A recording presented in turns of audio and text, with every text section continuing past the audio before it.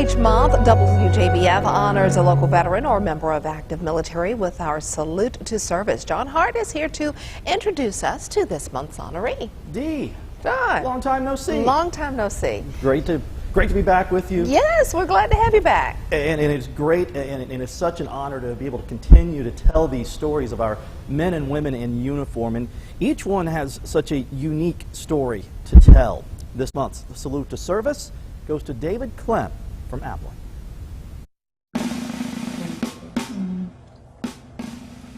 That's my Screaming Eagle, 101st Airborne Division hat.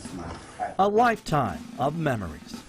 My father was 30 years in the Army. My uncle was killed in Europe in World War II. A McCormick native, David Clem spent more than a decade in the Army, including 2 tours in Vietnam, helping intercept North Vietnamese radio traffic. I went over there the first time in January of 1965. I was with the Army Security Agency at that time, and it was a super secret thing at the time. Nobody was supposed to know that the Army Security Agency was there. You know, somebody would be talking to his support or asking for air support or something, and all of a sudden, gone. It was a pretty harrowing experience.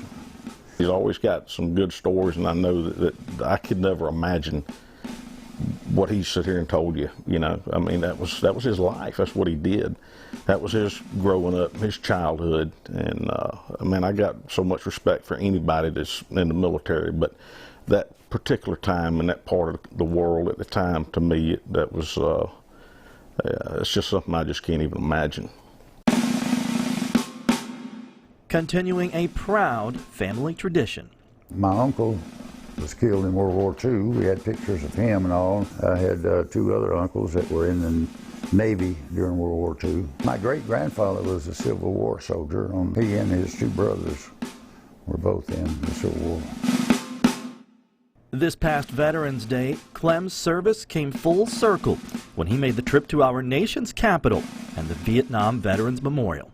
Well, tears come to your eyes. I found 5 of my friends that were killed over there.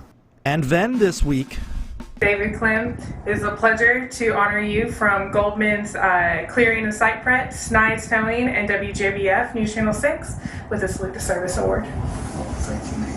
You're welcome. You're welcome. That was so sweet. Can I hug you? Yeah, you're fine. I'm a hugger. I am a hugger through and through. David is probably the most hospitable guy I've ever met.